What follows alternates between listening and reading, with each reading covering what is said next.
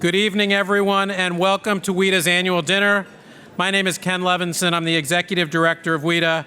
I'd like to say a few words of welcome before we begin today's program. Tonight would not be possible without the amazing work done by the WITA staff, interns, and volunteers. I'd like to ask everyone to give them a big round of applause for the tireless work they do.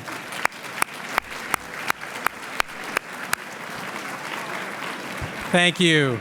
A special shout out to Diego Añez, who makes everything we do at WITA. Diego's fan club in the back of the room. Thank you, Diego, for everything.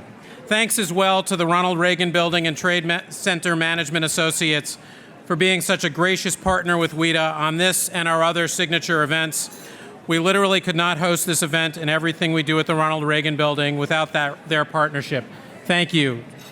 I won't recognize each of our amazing and active board members by name, but you'll find their names in your program, and I hope you'll thank them for the dedication they make to making WITA a success. Shh. Thank you for please. We're also deeply grateful to this evening's sponsors and the generous donors who make WITA the central meeting place for the trade community.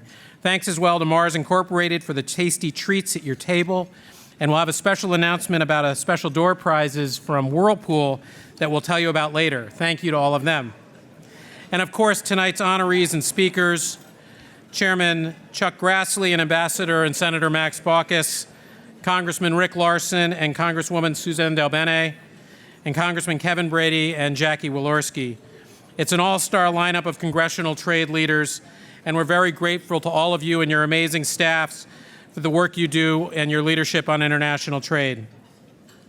As you all might have noticed out in the atrium, we had a big ship. It was not a pirate theme, though, as some of you might have thought. Tonight's theme is a celebration of Magellan's voyage to circumnavigate the globe, which departed Spain 500 years ago this summer on an epic voyage to discover new trade routes.